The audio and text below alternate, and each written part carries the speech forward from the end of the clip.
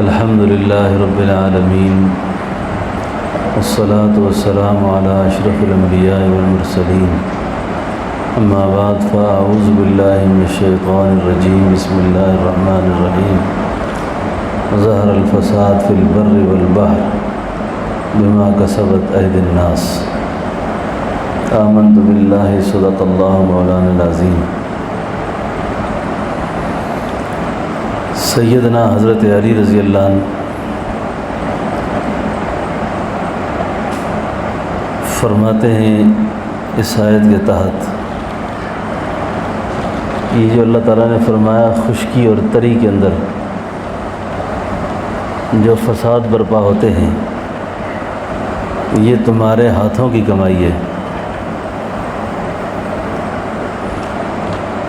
خشکی اور تری میں جو کچھ ہوتا ہے یہ تمہارے اپنے کیے کی سزا ہے۔ اب جو اس موقع پہ بچ گئے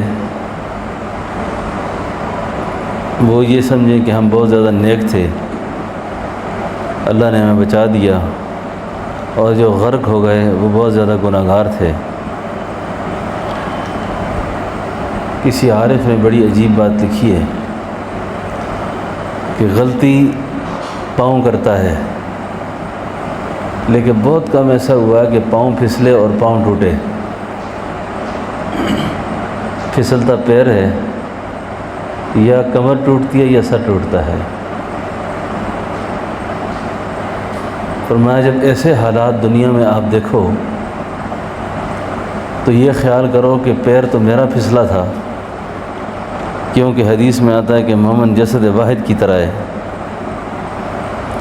تو میرے جسم کے حصے میں پاؤں پھسلنے کی وجہ سے مجھے تو موچ نہیں آئی، میرا پاؤں بچ گیا، لیکن میرے جسم سے کمر ٹوٹ گئی، سر ٹوٹ گیا۔ پھر ایسی آفات اور ایسے عذاب، ان کے اثرات ایک طویل عرصے تک رہتے ہیں۔ اس کا اثر انسان کی معیشت پر پڑتا ہے، معاشرت پر پڑتا ہے، اخلاقیات پر پڑتا ہے، بہت ساری چیزوں پر ایسے عذاب اور ایسے حالات اپنے گہرے نقش چھوڑ کر جاتے ہیں۔ یعنی زمینیں ختم ہو جاتی ہیں، سبزیاں، اناج، غلے جہاں سے پیدا ہوتے ہیں وہ فصلیں تباہ ہو جاتی ہیں۔ جب فصلیں تباہ ہو جاتی ہیں تو کچھ عرصے کے بعد بحران شروع ہو جاتے ہیں، مسائل کھڑے ہو جاتے ہیں۔ افسوس کی بات یہ ہے کہ اتنے عبرت کے ہر 100 نمونے دیکھنے کے بعد بھی ہمارے ذہنوں میں یہی بات ہے یہ تو اس کا مسئلہ ہے، میرا تو نہیں ہے، یہ پرائی جنگ ہے، میری جنگ تو نہیں ہے، اس کا گھر لٹا ہے، مجھے کیا تکلیف ہے اس سے۔ یہ کسی انسان کی انتہا درجہ پست ذہنیت کی عکاسی ہوتی ہے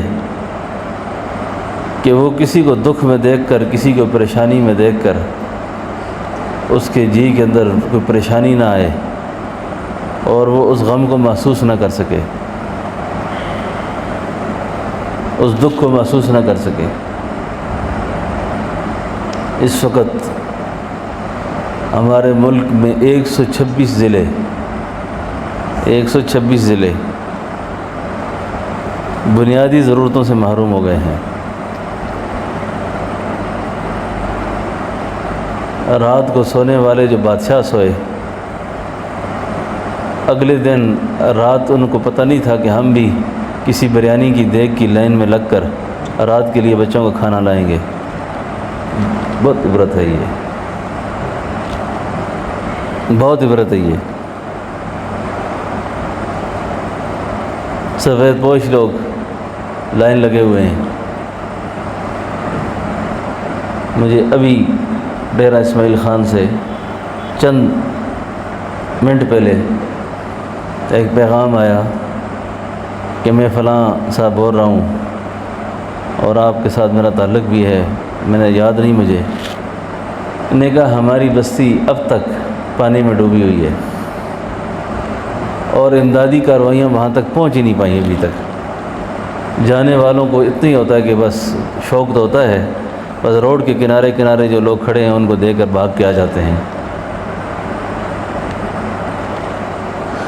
تو یہ عبرت ہے ہم سب کے لیے کہ شاید اللہ کرے کہ ہم انسان بن جائیں اور ہم اپنا رجوع اللہ کے ساتھ بڑھا لیں کہ یا اللہ ایسا وقت نہ آ جائے کہ صبح بچے کی لاش ایک جگہ سے ملتی ہے، ماں کی دوسری جگہ سے ملتی ہے، اور کوئی ایسی اللہ کی ناراضگی آئی ہے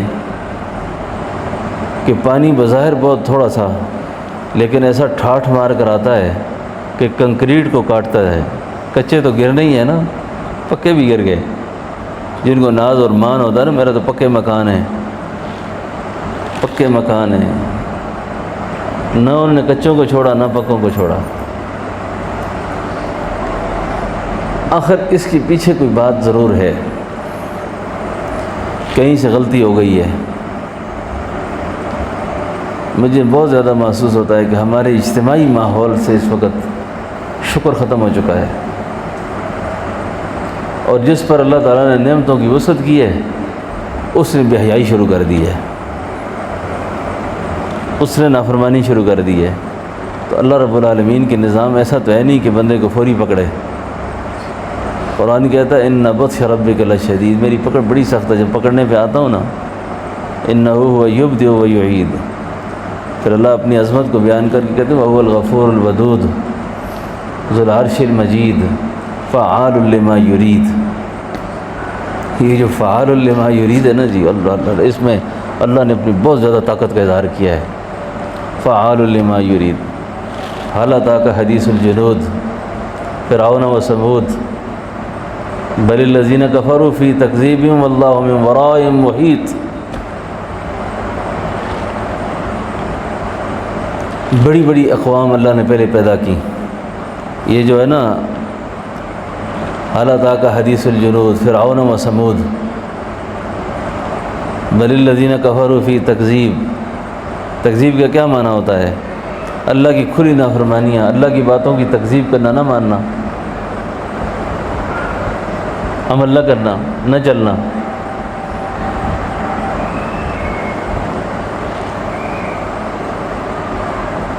وثمود الذین جابوا الصخر بالواد، اور فرعون ذی الاوتاد کی تفسیر کے اندر حضرت مولانا صوفی عبدالحمید صاحب رحمۃ اللہ علیہ نے لکھا ہے کہ یہ ہمارا جو ٹیکسلا ہے نا، ٹیکسلا جہاں بیٹھے ہوئے ہم، یہ گندھارا تہذیب کا ایک بہت بڑا شہر تھا، اتنا بڑا شہر تھا کہ 8 میل تک اس شہر کے ایک کنارے سے اگر کوئی آدمی کسی مکان پر سفر کرنا شروع کرتا تو 8 میل تک مکانوں پہ سفر ہو سکتا تھا۔ آپ میں سے کسی نے ویسے گھر یا محلے نہ دیکھے ہوں، ہمارا دیہات کے اندر گھر پہلے اسی طرح تھے کہ ہم بھی پورے گھروں پر بچے دوڑ داڑ کے 50-60 گھر ایسے جڑے ہوتے تھے، یعنی ایک گھر سے چڑھتے تھے، بلکہ گھروں کی گلیاں بھی چھتوں سے ہوتی تھیں، سیڑھیاں لگی ہوتی تھیں گھر کے اندر سے، اور اوپر چھت سے سیڑھی اوپر گلی ہوتی تھی۔ یہ خود ہمارے گاؤں کی اسی طرح کی صورتحال اب تک تھی۔ تو فرمایا یہ اس گندھارا تہذیب کے اندر 8 میل لمبا شہر تھا، اور اب بھی اگر آپ پرانے آثار قدیمہ کی جو تاریخ جانتے ہیں جو لوگ، یہ ہمارا مولوی صاحب کا شہر جو موڑا مرادو ہے، یہ سرکپ ہے،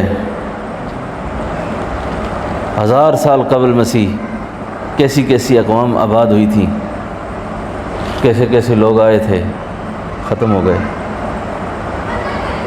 ایک دوست نے مجھے آج بتایا کہ ڈیرہ غازی خان میں ایک بستی ایسی ہے جو اس قدر مٹی ہے کہ رہنے والوں کو پتہ نہیں کہ ہمارا گھر کہاں تھا۔ اللہ اکبر، فاعتبروا یا اولی الابصار، رہنے والوں کو پتہ نہیں کہ ہمارا گھر کہاں تھا یہاں پر۔ تو خیال آیا کہ محکمہ مال سے جا کے پتہ کریں گے، تو کہنے لگے جی محکمہ مال کا ریکارڈ بھی تلف ہو گیا سارا۔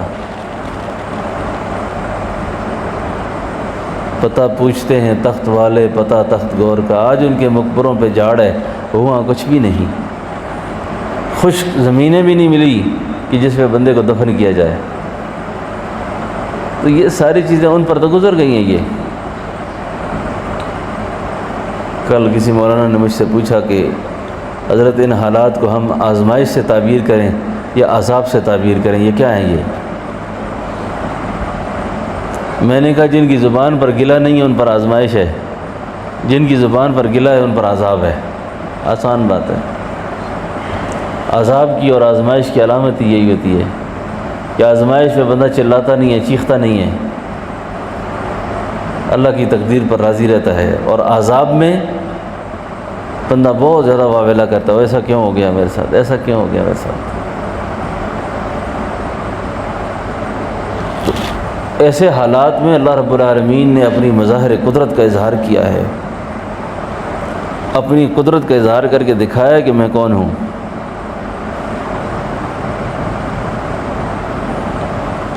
پتھر پانی کی طرح بہتے ہوئے شاید ہم نے نہیں دیکھے اس سے پہلے، کم از کم ایک ایک پتھر جس کا منوں میں وزن ہے، من بھی نہیں منوں وزن، اور پتھر ایسے بہ رہے جیسے پانی بہ رہا ہے۔ اس کو کہتے ہیں فعال لما یرید، فعال لما یرید۔ پہلے بھی اللہ نے ایسی ایسی اقوام، ان پر آنے والے عذاب اور اس کی جو،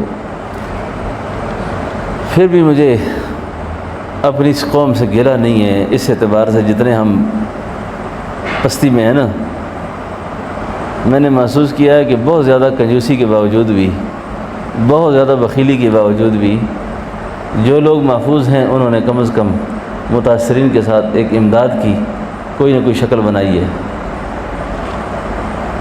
زکوٰۃ کی شکل ہے کہ عطیات کی ہے، کچھ بھی ہے، کچھ نہ کچھ کیا ہے، اور ایک تعاون کی ایک شکل چل پڑی ہے۔ اور یہ بات بھی قابل غور ہوگی کہ اس فلڈ کے موقع پر بھی اگر کوئی اس مخلوق کے کام آئے ہیں تو وہ دیندار لوگ کام آئے ہیں، مسجد کام آئی ہے، مدرسہ کام آیا ہے، خانقاہ کام آئی ہے۔ اور جو سیکولر ذہنیت کے لوگ ہیں بس وہ بیٹھے ہوئے ٹیلی فون پر ہی باتیں کر رہے ہیں ساری، خیالی دیگوں کی ایک ٹرک وہاں چلا گیا ہے، خیالی دیگوں کی پلاؤ 10,000 دیگ وہاں چلی جائے گی، اور خیالی پلاؤ پکتے ہیں۔ خیالی پلاؤ جانتے ہیں نا آپ؟ یہ خیالی پلاؤ ہو رہے ہیں سارے۔ تو جو لوگ یہ چاہیں کہ اللہ رب العالمین ہمیں آزمائشوں سے اور ایسے امتحانات سے بچائے، حدیث شریف میں آتا ہے کہ جو بندہ مومن کسی اپنے مومن بھائی کی ضرورت کو پورا کرنے میں لگا رہتا ہے، اللہ رب العالمین اس کے لیے اس کی ضرورتوں کو پورا کرنے کا انتظام فرماتے ہیں۔ اور جو آدمی یہ چاہے کہ میرے حالات بہتر رہیں، اچھے رہیں، ان کو یہ چاہیے کہ وہ دوسرے مسلمانوں کے لیے بہتر سے بہتر سوچنے کی کوشش کرے۔ زکوٰۃ تو فرض ہے، وہ تو دینی ہے، زکوٰۃ کے علاوہ بھی اپنی حسب حیثیت اور حسب طاقت ایثار کرے، آدمی ایثار کرے، قربانی پیش کرے، اور جس حد تک ہو سکتا ہو، خاص کر اس موقع کے اوپر، اور پھر ان لوگوں کو بہت زیادہ خیال رکھے جو بہت زیادہ سفید پوش ہیں، جن کے لیے لائن لگنا بہت مشکل ہوتا ہے، لائن لگ کے کوئی چیز لینی بڑی مشکل ہوتی ہے، موت کو ترجیح دے سکتے ہیں لیکن کھڑا ہونا مشکل ہوتا ہے، یہ بھی ایک مزاج ہوتا ہے۔ تو بہرحال جو بھی ہوا، جو ہو رہا ہے، یہ غلطی ہم سے ہو گئی ہے، یہ کیا کر بیٹھے، خدا ناراض کر بیٹھے، اور اللہ تعالیٰ جب ناراض ہوتے ہیں نا، اللہ اکبر، اس ناراضگی کی بڑی وجہ میں محسوس کرتا ہوں کہ جن لوگوں پر وسعت ہوتی ہے ان کو شکر کرنا چاہیے۔ شکر ہے یا اللہ تو نے ہمیں تنگ دست نہیں رکھا، غریب محتاج نہیں رکھا۔ اب ان کو پیسہ دے دیا، وہ عیاشی میں لگ گئے، عیاشی میں لگ گئے۔ میں مخالف نہیں ہوں اس بات کا کہ آپ سیاحت نہ کریں، یہ ٹورزم وغیرہ سفر کرنا چاہیے آدمی کو کبھی کبھی، لیکن ان کو کیا خواہش ہوتی ہے کہ ہزاروں روپے یہ ہوٹلوں میں ضائع کرتے ہیں، اپنا غریب رشتہ دار پریشان ہے، بہن بھائی پریشان ہیں، دوست احباب پریشان ہیں، اور یہ پیسے ضائع ہو رہے ہیں جی عیاشیوں میں، ہوٹلنگ ہو رہی ہے، وہ فلاں ہوٹل میں ٹھہرے ہوئے ہیں جی، فلاں ہوٹل میں ٹھہرے ہوئے ہیں جی۔ اور آج کے اس فتنے کے دور میں پھر یہ سیلفیاں اور فوٹو اور یہ چیزیں کھانے سامنے رکھ کر اور یہ چیزیں آگے پھر غریبوں کی دل آزاری کے لیے بھیج دیتے ہیں، غریبوں کو دکھ دینے کے لیے بھیج دیتے ہیں کہ یہ دیکھو میں فلاں جگہ کھڑا ہوں۔ ایسا نہیں کرنا چاہیے۔ نظر جو ہے نا، نظر اس کو حق کہا گیا نا، حدیث شریف میں آتا ہے کہ یہ انسان کو پہاڑوں سے گرا دیتی ہے اور اونٹ کو ہڈیا تک پہنچا دیتی ہے۔ یہ اپنے بچوں کے فوٹو نہیں لگانے چاہیے۔ کوئی نعمت اللہ تعالیٰ نے دے رکھی ہو نا تو اس نعمت کو فیس بک پہ نہیں چڑھانا چاہیے۔ یہ دیکھو میرا بچہ ہے، یہ دیکھو میری گاڑی ہے، یہ دیکھو میں فلاں ہوٹل میں کھانا کھا رہا ہوں۔ یہ پتہ نہیں کتنی پتلی ذہنیت کی باتیں ہیں، بہت کمزور ذہنیت کی باتیں یہ۔ اس کو اردو میں چھچورا پن کہتے ہیں، یہ وہ چھچورے پن کی علامت ہے یہ، اور اس سے ذاتی طور پر بہت نقصان ہوتا ہے، اس سے ذاتی طور پر بہت نقصان ہوتا ہے۔ اسی لیے اللہ والوں نے لکھا ہے کہ بندے کو اپنے عمل سے، اپنے کردار سے، اپنی شخصیت کی اٹھان سے کبھی ایسا کوئی کام نہ کرے جس سے اس کے رشتہ داروں میں، دوستوں میں اس کو مخالف کھڑے ہو جائیں، اس کا نام بحث میں شروع ہو جائے، اور جی یہ کہاں سے لائے پیسے، یہ کیا کرتا ہے یہ، واہ واہ جی بہت ترقی کر لی اس نے یہ کر دیا جی، وہ کر دیا۔ کیونکہ ہم بیمار ہیں، بیمار، کیونکہ آپ کو پتہ ہے کہ کوئی مسلمان جب کسی سے حسد کرتا ہے تو اس حسد کا کیا گناہ ہے؟ حسد فی نفسی ہی کبیرہ گناہوں میں ہے۔ اور دوسرا حسد جب کرتا ہے نا تو گویا وہ اللہ پر شکوہ کرتا ہے، اللہ پر اعتراض کرتا ہے سخت قسم کا، اور اللہ تو نے اس کو دیا مجھے کیوں نہیں دیا۔ تو آپ ایسا موقع ہی کسی کو فراہم نہ کریں، آپ ایسا موقع ہی کسی کو فراہم نہ کریں، ایسا موقع فراہم نہ کریں کہ آپ کے عمل سے، آپ کے کردار سے کسی کو تکلیف پہنچ جائے۔ پھر ایسی ناراضگیاں اللہ کی متوجہ ہوتی ہیں، اللہ کا غصہ ایسے متوجہ ہوتا ہے کہ پھر انسان کا سر پاؤں زمین پر نہیں لگتا۔ آپ یقین کریں کہ زلزلے کا جب موسم آیا تھا نا 2005 میں، میرے ساتھ یہاں ایک قاری صاحب تھے، وہ آئے اور بڑے روئے میرے آگے، اور رو کر کہنے لگے کہ جی میرا تو گھر گم ہو گیا، میرا گھر نہیں ہے۔ میں کہ کیوں؟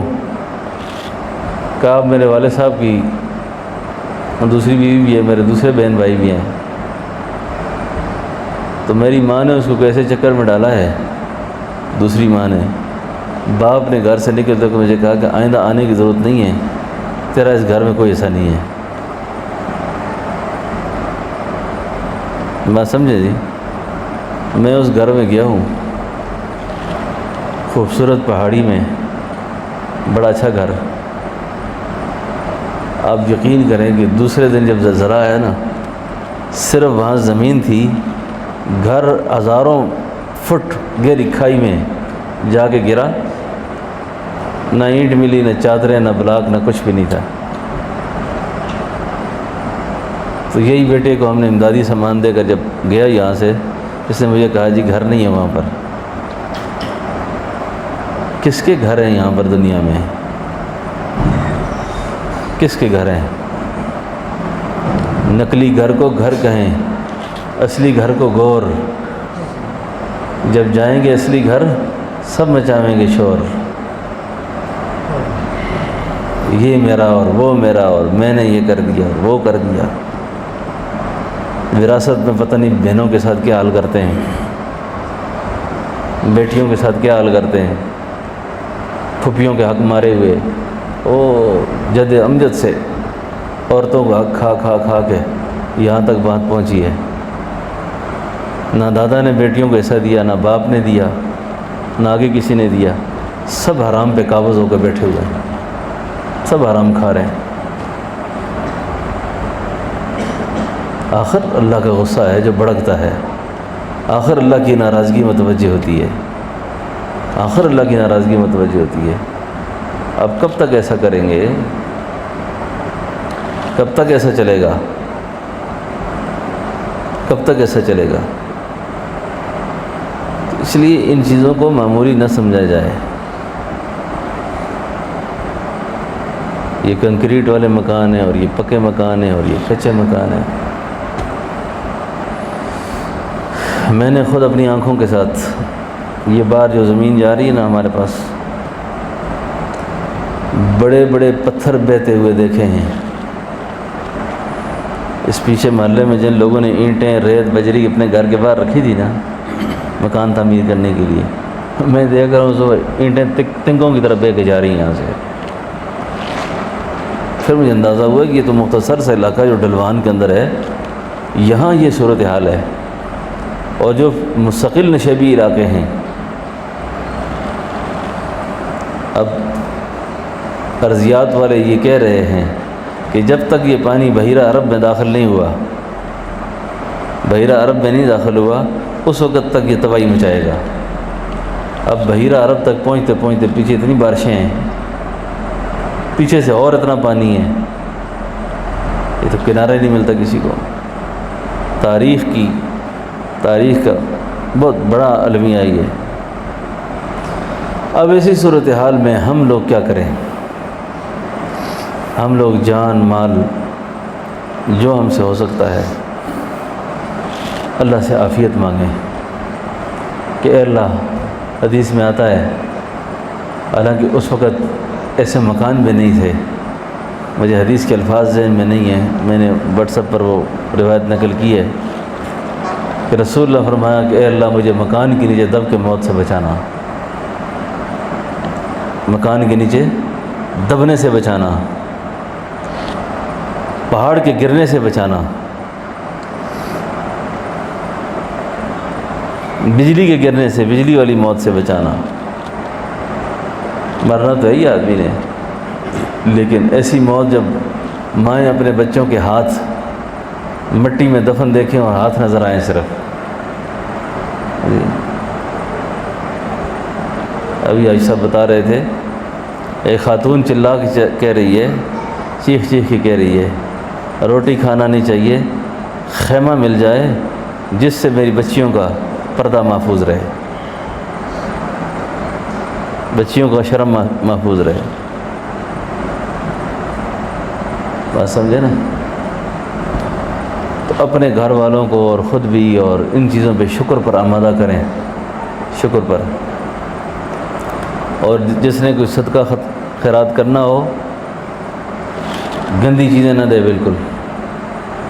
اب لوگ سامان لا رہے ہیں میرے پاس، میں نے ان کو پہلے کہا کہ ایسی چیز نہ لاؤ جس کا کرایہ مہنگا پڑ جائے ہمیں، قابل استعمال چیز ہو، پرانی صحیح لیکن قابل استعمال ہو، یعنی جس طرح آپ استعمال کرتے ہو کہ آپ کو اس سے کوئی شرم نہ آئے، ایسی چیز ہو۔ اب نئی چیز دینا ممکن نہیں ہے کہ بندہ کہ جی میں نئے بنا کے دوں گا، جو بنے ہوئے ہیں وہی دے لے کہ کم از کم اتنے ہوں کہ وہ استعمال کے قابل ہوں، استعمال کے قابل ہوں، اور کسی کو پہنچے تو کرایہ کم از کم پورا ہو جائے۔ بات سمجھے نا میری؟ تو جب اللہ جل شانہ کے ساتھ ہم اپنے صلح کر لیں گے، مجھے بہت عرصہ پہلے کی ایک بات ہمارے رضا صاحب کی یاد آتی ہے کہ اجتماعی سکون اور اجتماعی خوشی کی خبریں اب آپ نہیں سنیں گے، یہ نقطہ یاد رکھنے کا۔ اجتماعی خوشی کی خبریں، اجتماعی سکون کی خبریں آپ نہیں سنیں گے ابھی، آپ کو بھی اجتماعی خوشی کی خبر نہیں آئے گی۔ ہر شخص کا سکون، ہر شخص کا اطمینان، یہ اس کے ساتھ چلے گا، ایک بیڈ پہ سوئی ہوئی بیوی، ایک بیڈ پہ سویا ہوا خامند، خامند سوتے میں جنت کے مزے دیکھ رہا ہے اور عورت کے پیچھے سانپ لگے ہوئے ہیں، بچھو کاٹ رہے ہیں خواب میں، اس کو نیند نہیں آ رہی، اس کو بے چین ہے، بے قرار ہے۔ جو جتنا اللہ کے قریب ہوگا وہ سکھی ہوگا، اور جو جتنا اللہ سے دور ہوگا اتنا ہی پریشان ہوگا۔ یہ بات ذہن میں رکھیں، یہ شارٹ بات کرتا ہوں۔ خوشیاں، سکون، اطمینان اس گھر سے روٹھ جاتا ہے جہاں اللہ کی نافرمانی ہوتی ہے، خوشیاں ختم ہو جاتی ہیں۔ آپ خوشی کیا سمجھتے ہیں کہ بس بیڈ کے اوپر اچھی شیٹ ڈال دی ہے، صوفہ اچھا لگا دیا ہے، رنگ روغن اچھا ہو گیا ہے، اس کو خوشی کہتے ہیں؟ ایسی خوشیوں میں تو لوگوں کو پنکھوں پہ جھولتے دیکھا ہے، مرتے دیکھا ہے۔ وہی خوشی کا تعلق اللہ کی ذات کے ساتھ ایک والہانہ تعلق سے ہے۔ جو جتنا اس کے قریب اتنا خوش، جو اس سے دور اتنی پریشان۔ آپ کا سکون آپ کے ساتھ ہے، آپ کا اطمینان آپ کے ساتھ ہے۔ غم کے ماحول میں خوشی دینا اللہ کا کام، اور خوشیوں کے ماحول میں غمزدہ کرنا اللہ کا کام۔ بات سمجھے نا جی؟ اس لیے ہمیں اس بات کی ضرورت ہے اس وقت کہ ہم رجوع اللہ سے بڑھا دیں، اپنی ذاتی طور پر اللہ سے صلح کر لیں، ذاتی طور پر اللہ سے صلح کر لیں، اور اس صلح میں اگر موت آ گئی تو اچھا ہو جائے گا۔ اگر آئی موت ناراضگی میں، یہ جان بھی غرق ہو گئے اور آگے بھی یہ تباہ ہو گئے پھر۔ تو یہ سیلاب اور یہ حادثات اور یہ واقعات ہم سب کے لیے پیغام ہیں، الارم ہیں کہ صحیح ہو جاؤ، صحیح ہو جاؤ، ٹھیک ہو جاؤ، عیاشیاں چھوڑو، گندے کام چھوڑو، نافرمانیاں چھوڑ دو، تائب ہو جاؤ۔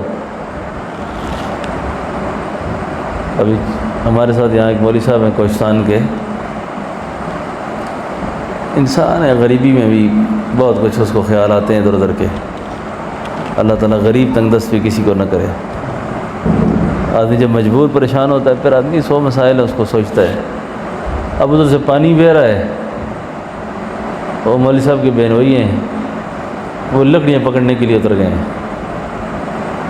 لکڑی، بیوی کو کہتے ہیں میں لکڑی کنارے لگاؤں گا، تم نے پکڑنی ہے۔ بھتیجی، بچے اس سائڈ پہ لکڑیاں پکڑتے ہیں۔ آئی ایک موج ایسی نا، سب کو بہا کے لے گئی۔ اللہ اکبر! مجھے کل انہوں نے بتایا کہ بہنوئی کی ٹانگ ملی ہے، ہمشیرہ کے ہاتھ ملے ہیں، کسی کا دھڑ ملا ہے، کسی کا سر ملا ہے، ان پتھروں کے ساتھ اور لکڑیوں کے ساتھ لگ کر بالکل ختم ہو گئے۔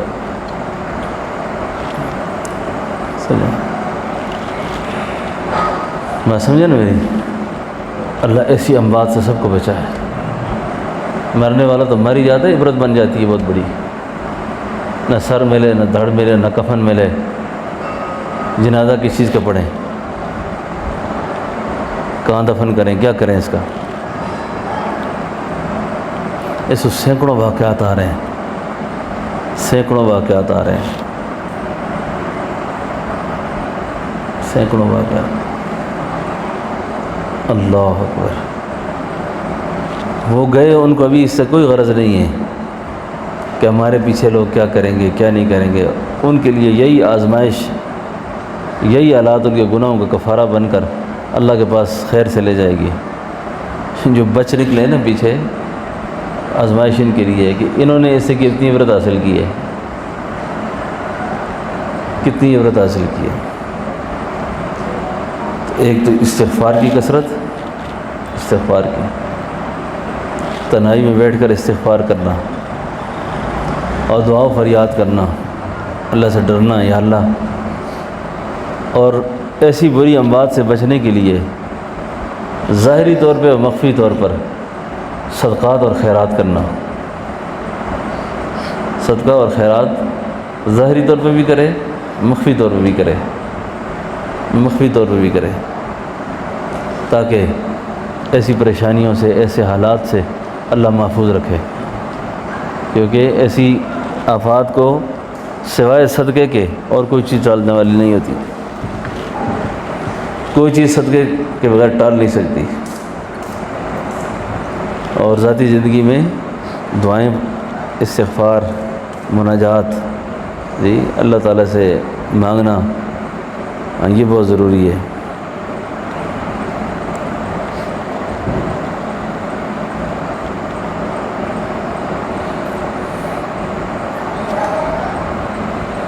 یہ بہت ضروری ہے. اللہ تعالیٰ ہم سب کی اصلاح فرمائے اور اس عذاب کو اور اس آزمائش کو اللہ تعالیٰ ہم سے دور فرما دے. ہم بہت شاکار ہیں, معافی مانگیں اللہ سے بہت.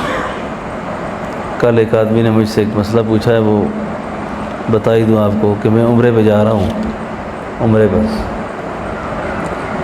تو ہمارے محلے میں امدادی کیمپ لگا ہوا ہے, تو انہوں نے لکھ کے لگا دیا ہے جو نفلی عمرہ کرتے ہیں عمرہ نہ کریں, وہ پیسے سیلاب والوں کے لیے جمع کریں. عمرہ نہ کریں, سیلاب والوں کے لیے جمع کریں. تو اس کے لیے کیا مسئلہ ہے؟ میں نے کہا آپ عمرہ کرو, عمرہ سیلاب والوں کے ساتھ بھی اللہ کریں گے, آپ عمرہ کر کے آ جائیں. یہ غیر ملکی این جی اوز جو ہے نا, یہ شاعر اسلام کو, شاعر اللہ کو بڑی ٹیک کے ساتھ نا اس طریقے سے کمزور کرتی ہیں. کیا ضرورت ہے قربانی کرنے کی؟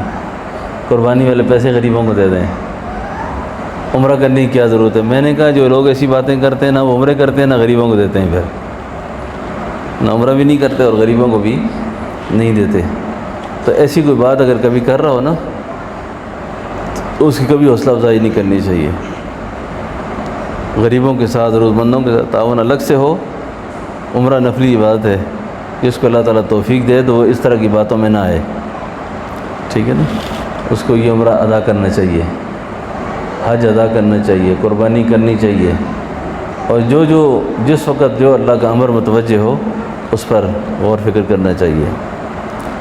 تو یہ استغفار گھر میں بھی, بچوں کو بھی, سب کو بٹھا کر تلقین کریں کہ استغفر اللہ الذی لا الہ الا هو الحی القیوم واتوب الیہ. استغفر اللہ الذی لا الہ الا هو الحی القیوم واتوب الیہ. اور آیت کریمہ میں سے لا الہ الا انت سبحانک انی کنت من الظالمین, لا الہ الا انت سبحانک انی کنت من الظالمین, لا الہ الا انت سبحانک انی کنت من الظالمین. اور اسی طریقے سے درود شریف, استغفار, آیت کریمہ, ٹھیک ہے نا. تو اس کو کثرت سے پڑھیں, کثرت سے پڑھیں. اور یہ آیت کریمہ کا جو ذکر ہے نا, اس کی جو تسبیح ہے, اس کے بارے میں تو اللہ تعالیٰ نے یوں فرمایا ہے اپنے پیغمبر حضرت یونس علیہ السلام کو. یونس علیہ السلام کو قرآن میں آتا ہے نا, اللہ تعالیٰ فرماتے ہیں وَظَنُّونِي إِذْ ذَهَبَ مُغَاضِبًا فَظَنَّ أَن لَّن نَّقْدِرَ عَلَيْهِ فَنَادَىٰ فِي الظُّلُمَاتِ.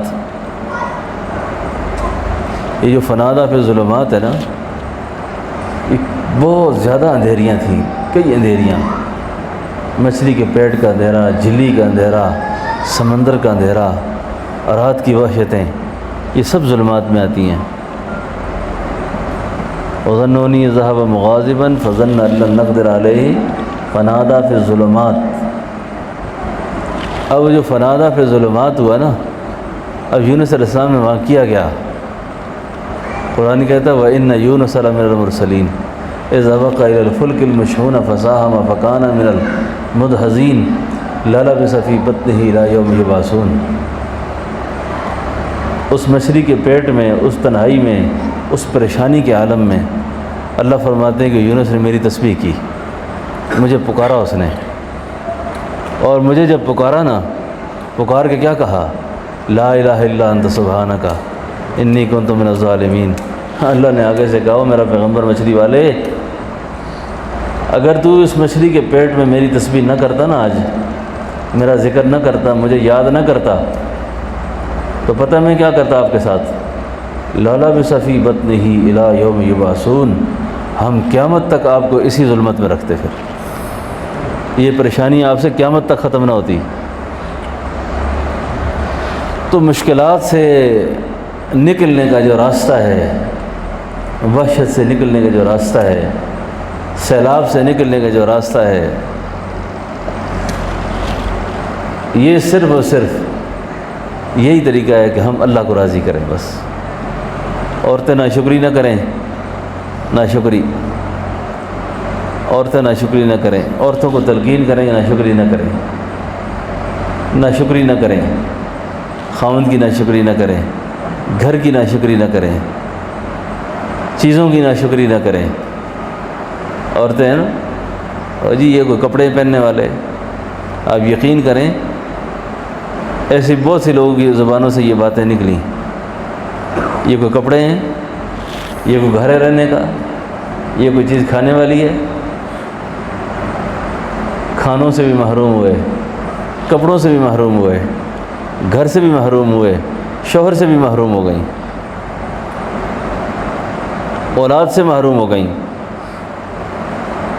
عورتوں کو چاہیے کہ وہ مردوں کا احترام کریں، اور مردوں کو چاہیے کہ وہ عورتوں کے ساتھ بھلائی کا معاملہ کریں، احسان کا معاملہ کریں، ناشکری کی طرف نہ جائیں۔ اور جب جائیں گے ناشکری کی طرف تو پھر اللہ کی لاٹھی بڑی بے آواز ہے۔ میں نے اتنا کچھ دیا ان کو، اتنا کچھ دیا ان کو شرم نہیں آتی؟ کیوں میری نافرمانیاں کرتے ہیں؟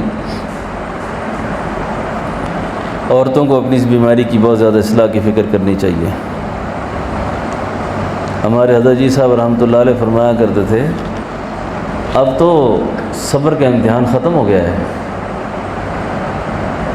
اب تو شکر کا امتحان ہے، شکر کا امتحان ہے۔ قارون کے خزانے ایک جماعت لے کر چلتی تھی اونٹوں کی، قارون کو پتہ چل جائے کہ خزانے سارے ایک ATM میں آ گئے ہیں، وہ تو پاگل ہو جاتا اس وقت۔ ایسا وقت بھی آئے گا کہ اس کے خزانے کی چابیاں ایک چھوٹے سے ATM میں جیب میں رکھا ہو، ساری دنیا اس میں ہے۔ مغلیہ بادشاہوں کو پتہ چلتا کہ ایسے پنکھے لگے ہوں گے اور AC بھی ہوں گے، ان کی کیا بادشاہت ہے جی۔ ان سلاطین کو، بادشاہوں کے آج کے مزے پتہ چل جاتے کہ ان کی قالین کہتے ہیں اچھے ہوتے تھے، اس صوفے سے اچھا نہیں ہوگا اور یہ نقشہ بھی نہیں ہوگا۔ اس وقت تو ہر آدمی بادشاہی کر رہا ہے، اللہ تعالیٰ کسی سے بھی صبر کا امتحان نہیں لے رہے، اب سب سے شکر کا امتحان لے رہے ہیں۔ شکر کا امتحان چل رہا ہے، سب کا شکر کا امتحان چل رہا ہے، لیکن شاکر بہت کم ہے، شاکر بہت کم ہے، شاکر بھی کم ہیں، صابر بھی کم ہیں، گلے والے بہت ہیں۔ جس سے پوچھو کیا حال ہے جی، کوئی حال نہیں میرا۔ عورتوں سے تو غلطی سے پوچھ ہی نہیں سکتا آدمی، عورتوں سے غلطی سے پوچھ ہی نہیں سکتا۔ میں کئی فون سنتا ہوں دن کو، جی اور کیا چھوڑو جی پیر صاحب، ساڑھے غم سارے سے اللہ نے سنی دینے سے، کوئی وظیفہ تو سو وظیفہ بتاؤں کام نہیں ہوتا، پھر عورتیں غصہ کرتی ہیں، وہ کیسا وظیفہ بتایا تھا کام نہیں ہوا، لیکن میرا تو قصور نہیں ہے، بتا دیا تھا، اللہ کا کرنا ہے، اگر ہو گیا تو ہو گیا، نہ ہوا تو میں تو مجرم نہیں ہونا۔ کیا خیال ہے جی؟ ہمارے ایک بزرگ تھے، وہ کہتے تھے کہ میں کسی خاتون کو ذکر بتلایا تو اس کا قلب جاری ہو گیا، دل جاری ہو گیا اللہ کے نام سے، اور اس کا خاوند ڈاکو تھا، چور تھا، بڑا نوسر باز تھا، بیوی پر حالات طاری ہو گئے، ذکر فکر شروع ہو گیا۔ ایسی اللہ کی نیک بندی ہوتی ہیں، لیکن وہ خاوند اس کا چور قسم کا تھا۔ وہ کہتے ہیں اس نے مجھے کہا پیر صاحب مجھے ذکر بتائیں، اگر دل جاری نہ ہوا میں ماروں گا آپ کو۔ میں کہا خدا کا واسطہ ہو یار، اب تو مجھے پڑ گئی اپنی، اگر ذکر دل میرا جاری نہ ہوا جیسے بیوی کا ذکر جاری ہوا ہے، نہ ہوا میں ماروں گا آپ کو۔ ہاں اب اس کا کیا علاج کریں؟ کہتے ہیں میں نے رات خیر کر کے اللہ کرے گزاری، صبح نکلنے کی کوشش کی، یہ اللہ کا نام ہے، میں نے بتا دیا ہے، اب آگے قسمت ہے آپ کی، محنت آپ کی ہے، پیر کا کام، پیشوا کا کام، مقتدا کا کام راہ دکھانا ہے، راہ پہ چلانا ہے، آگے منزل آپ نے خود حاصل کرنی ہے۔ حضرت شاہ اسماعیل سعید فرمایا کرتے تھے اگر یہ کو گھول کے پلانے والی چیز ہوتی نا تو ہم اس تعویذ کو پانی میں گھول کے رکھ لیتے، جو آتا اس کے منہ کے ساتھ لگا لیتے۔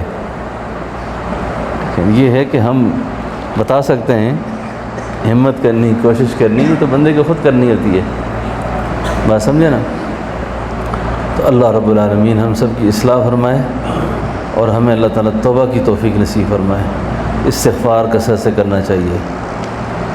عام طور پہ دوست احباب کہتے ہیں جی کہ ہم سے استغفار تسبیح میں مشکل ہوتا ہے، اس کے لیے میں نے ایک طریقے کی خواتین کو بھی عرض کرتا ہوں، آپ کو بھی،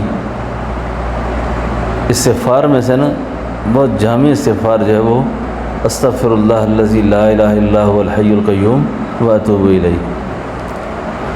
اب یہ استغفار آپ رکوع میں 10 دفعہ کر لیں، جیسے سبحان ربی العظیم ہے نا، یعنی یہ تسبیحات پڑھنے کے ساتھ ساتھ آپ انہیں استغفار پڑھ سکتے ہیں، نفلی نمازوں کے اندر جتنا مرضی استغفار کریں، بات سمجھے نا۔ اب آپ میں نے 10 دفعہ میں نے بتا دیا، 20 دفعہ کریں، کوئی 30 دفعہ کرے، جتنا کوئی جھک سکتا ہے آسانی سے۔ رکوع میں استغفار کر لیں، مثال 10 دفعہ کر لیں، اور جب آپ رکوع سے کھڑے ہوں سمیع اللہ لمن حمدہ ربنا لک الحمد کے بعد آپ کھڑے کھڑے 10 دفعہ اور استغفار کر لیں۔ پھر آپ سجدے میں کریں، 2 سجدوں کے درمیان جلسے میں کریں، پھر سجدے میں کریں۔ اگر مثلا آپ 10 دفعہ کر رہے ہیں تو ایک رکعت میں آپ کا 50 دفعہ ہو جائے گا، 50 دفعہ، 2 رکعت میں 100 دفعہ ہو جائے گا۔ یہی آپ اس کی تعداد 20 بھی بڑھا دیں، 30 کر دیں، تو عام طور پہ تسبیح پہ بیٹھ کے کرنے سے جو غفلت ہو جاتی ہے، یہ بندہ ادھر ادھر ہو جاتا ہے، تو نفل نماز کے اندر 2 ہی رکعت پڑھ لے گا لیکن اچھا خاصا پڑھ لے گا اور ندامت سے پڑھ لے گا۔ تو دعا بھی کریں اللہ تعالیٰ مجھ سے، میرے ملک سے، امت مسلمہ سے اس پریشانی کو دور کر کے، اس عذاب کو کسی کالی چٹان کے ساتھ ٹکرا کر اللہ اس کو ختم کر دے، اللہ اس کو ختم کر دے۔ جس رسول اللہ صلی اللہ علیہ وسلم سے بچوں کا رونا برداشت نہیں تھا، بچوں کا، آج اس امت کے ہزاروں بچے رو رہے ہیں، بچے رو رہے ہیں، مائیں رو رہی ہیں، باپ رو رہے ہیں، گھر بار نہیں ہے، حالات اسباب نہیں ہیں۔ تو ایسے موقع پر بس ہمیں اللہ سے رجوع کی کوشش کرنی چاہیے، اور شریف بھوک سے مر جاتا ہے، ہمیں اس کو 100 روپیہ 1000 روپے دے کے فوٹو کھنچوانے کا شوق ہوتا ہے۔ آج تک میں جتنا بھی سوشل میڈیا پہ دیکھتا ہوں، دینے والا تو اس طرح ہنس کے دیتا ہے لیکن لینے والے کی آنکھ نیچے ہوتی ہے۔ کسی کو ذلیل نہیں کرنا چاہیے۔ 10 کلو آٹے کا توڑا دے کر بھی فوٹو لو، 10 کلو آٹے کا توڑا لے کر بھی۔ اب مجھے بھی کچھ کسی نے تعاون بھیجا نا، تو میں نے ان کو فوٹو بنا کر بھیجے، لیکن کل سے میں نے خیال کیا کہ آئندہ یہ پیسے بھیجیں ان سے نہیں لینے چاہیے، نہیں لینے چاہیے۔ میں کہ جس کو ہم پر اعتماد نہیں ہے، فوٹو پہ کیا اعتماد ہے؟ میں کہوں جی یہ 1,00,000 روپے لے دیں جی فلاں کو دے رہا ہوں، نہ دوں۔ اس لیے عام طور پہ میرا اپنا معمول یہی ہے کہ میں عادت والی چیز، شک والی چیز، جو شک میں ڈال دے وہ چیز، مسلمان کی زبان پر اگر اعتبار نہیں ہے نا، مسلمان کی بات پر اعتبار نہیں ہے، تو یہ چٹیں رسیدیں کیا کر سکتی ہیں؟ آج کل چٹیں رسیدیں تو جتنی جیلی مرضی بناؤ، اور یہ فوٹو جتنے جیلی مرضی تیار کر لو، بات سمجھے نا جی۔ تو ایک تو کسی کو بھی کچھ دے کر فوٹو کی تمنا نہ کریں کہ جی ہم تک فوٹو پہنچ جائے۔ دوسرے مسلمان کی عزت نفس کا بہت زیادہ خیال رکھیں، اور یہ خیال رکھیں کہ اللہ نہ کرے اس کی جگہ میں کھڑا ہوتا تو مجھ پہ کیا گزرتی، ٹھیک ہے نا۔ تو اس لیے کسی مسلمان کی بھی تضحیق، توہین، تذلیل کسی درجے میں بھی جائز نہیں ہے، ٹھیک ہے۔ اور کبھی بھی ایسے آدمی کو تعاون نہ کریں جس پہ آپ کو شک پیدا ہو جائے، شک پیدا ہو جائے، بات سمجھے نا؟ پھر آدمی بدگمانی کرتا ہے، پھر نقصان پہنچتا ہے بہت زیادہ۔ اللہ تعالی ہم سب کی اصلاح فرمائے۔ ربنا تقبل منا انک انت السمیع العلیم وتب علینا انک انت التواب الرحیم۔ اللہم صلی علی سیدنا ونبینا مولانا محمد مبارک وسلم۔ اے اللہ ہمارے گناہوں کو معاف فرما، ہماری خطاؤں سے درگزر فرما، ہماری پریشانیاں دور فرما، مشکلات کو آسان فرما۔ اللہ اپنی رضا نصیب فرما، اپنی ناراضگی سے بچا، اپنے غضب غصے سے بچا۔ اے اللہ اپنے خاص فضل متوجہ فرما۔ اے اللہ ہمارے حال پر رحم فرما۔ جب تک زندگی باقی ہے اللہ دین پہ زندہ رکھ، جب دنیا سے اٹھنے کا وقت آئے اللہ خاتمہ ہمارا ایمان پہ فرما۔ اللہ ہمارے بچوں کے نصیب اچھے فرما، اولادوں کے مقدر روشن فرما، اولادوں کو ہدایت نصیب فرما۔ اللہ ہم سے ہماری آل اولاد سے راضی ہو جا۔ یا اللہ یہ جتنے دوست یہاں بیٹھے ہیں اللہ ان کی جان کی، مال کی، عزت کی، آبرو کی حفاظت فرما۔ یا اللہ اس سیلاب کے عذاب کو ختم فرما۔ جہاں جہاں لوگ پریشان ہیں اللہ ان کو پریشانی سے نجات نصیب فرما، ان کے لیے بہتر گھروں کا انتظام فرما، ان کی ضروریات کا انتظام فرما۔ اللہ ہم سے، ہمارے بچوں سے، ہماری آل اولاد سے راضی ہو جا۔ جب تک ہم زندہ ہیں ہمیں دین پہ زندہ رکھ، دنیا سے جاتے وقت ایمان نصیب فرما، دنیا سے جاتے وقت ایمان نصیب فرما۔ وصلی اللہ تعالی علی خیر خلقہ محمد وعلی آلہ وصحبہ اجمعین برحمتک۔ میں نے یہ دوستوں کو ایک بات بتائی بھی تھی، وہ ہم نے جو اشتہار اپنے واٹس ایپ پہ لگایا تو اس میں ڈیرہ غازی خان کا لکھا ہوا ہے، تو ڈیرہ غازی خان میں الحمدللہ ہم نے امداد بھجوائی ہے۔ اب محسوس یہ ہوتا ہے کہ ڈیرہ غازی خان کے علاوہ بہت سے علاقے ایسے ہیں جہاں کام کی زیادہ ضرورت محسوس ہوتی ہے، کیونکہ ایک شور ایک طرف کی ہو جائے تو سارے لوگ ایک طرف چلے جاتے ہیں۔ تو جن نظرات نے جو تعاون کیا ہے وہ تعاون جو ہے نا ہم اپنے حالات کے مطابق جہاں بہتر سمجھیں گے وہاں خرچ کریں گے۔ بات آپ کو سمجھ آ رہی ہے نا؟ جس نے جو تعاون کیا ہے جہاں ضرورت محسوس ہوگی وہاں خرچ کی جائے گی، ٹھیک ہے نا جی؟ جزاک اللہ خیر۔